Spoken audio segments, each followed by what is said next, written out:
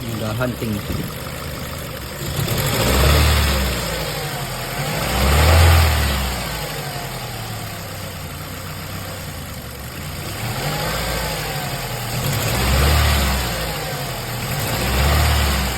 Pag mabagal lang.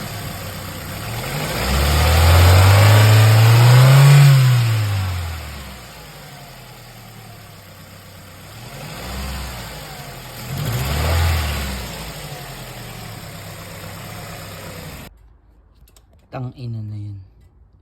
Ang katubig dyan, hayop.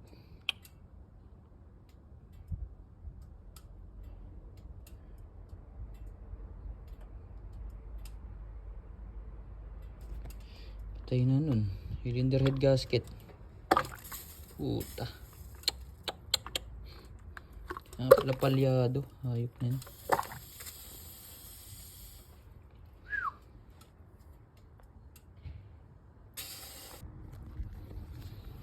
Putang ina, saan kaya galing yung tubig na to? Hindi naman galing sa makina, hindi galing cylinder head. Dito lang, hayop.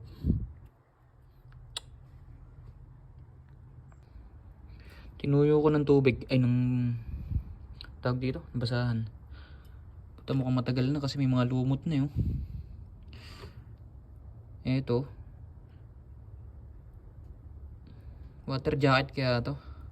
Hindi ko alam kung saan gumagaling yung tubig. Dito lang naman may tubig, dito wala. Yan lang talaga. Tingnan na ito siguro.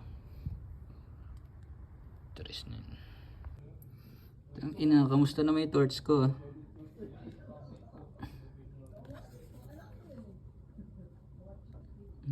Ganyan yung itsura niyan. Ayun na. Ayun lang yung tinatanggal. Ayan, puta, hindi pa natanggal. Hindi bumilog yon, pero ito umikot. Tindi.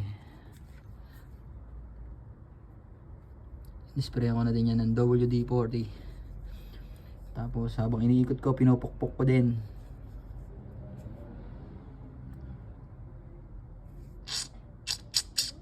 So hindi ko na pinersa na masyado kasi baka itong gilid na to, sink lang kasi baka mamaya sumama, pumutok, putang ina, magkaroon pa ng problema.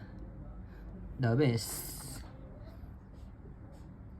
Naglilig kasi dito to ng tubig. Napupuno ng tubig to. Ito water jacket yan. Hindi ko din alam na water jacket yan eh. So wala naman ibang pagdadaanan ng tubig. Yan lang. Kaya gusto kong buksan para lagyan ko ng Teflon tapos seal.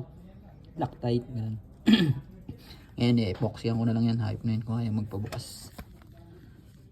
Kawawa yung torch. Alright, kalmado na yung andar nya.